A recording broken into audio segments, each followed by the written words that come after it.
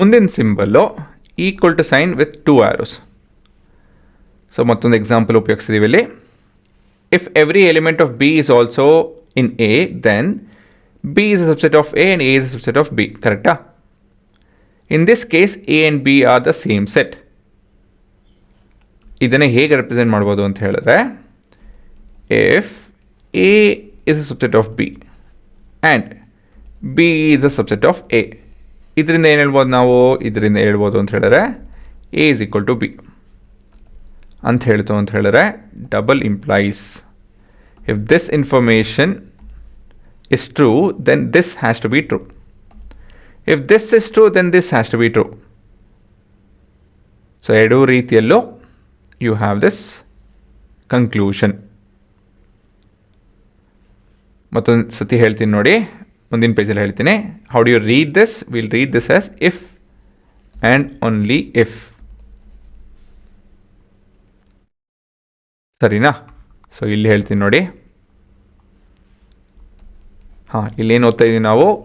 ಇದು double implies if and only if ಅಂತ ಹೇಳಿ. ಸೊ ಒಂದು ಕಂಡೀಷನ್ ಇದೆ, ಏನಂತ ಹೇಳಿದ್ರೆ, if every element of B is also in A.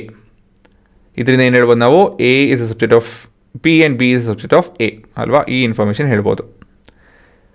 In this case A and B are the same set. ಹೌದಾ? ಇದನ್ನು ಇನ್ಫಾರ್ಮ್ ಮಾಡ್ಬೋದಾ? How do you represent this information? A is a subset of B, B is a subset of A. This implies A is equal to B.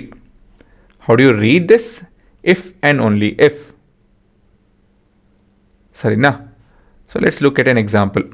C is made up of 1 2 3 4. B is made up of 2 3 4 1 ಅಂತ ಹೇಳಿದ್ರೆ ಏನೋ, B ಮತ್ತು C ಎರಡು ಒಂದೇ ತಾನೆ.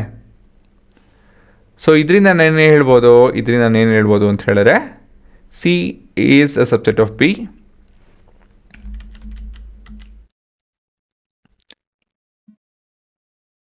And B is a subset of C ಅಲ್ವಾ? ಅಕಸ್ಮಾತ್ ನಾನು ನಿಮಗೆ ಈ ಇನ್ಫಾರ್ಮೇಷನ್ ಕೊಟ್ಟೆ ಅಂತ ತಿಳ್ಕೊಳ್ಳಿ. ಇದರಿಂದ ಏನು ಹೇಳ್ಬೋದು ನಾನು? ಇದರಿಂದ ನಾನು C is equal to B ಅಂತಲೂ ಕೂಡ ಹೇಳ್ಬೋದು. So that's why it is called as double implies. ಸರಿನಾ? The basic idea is that is a two way implication.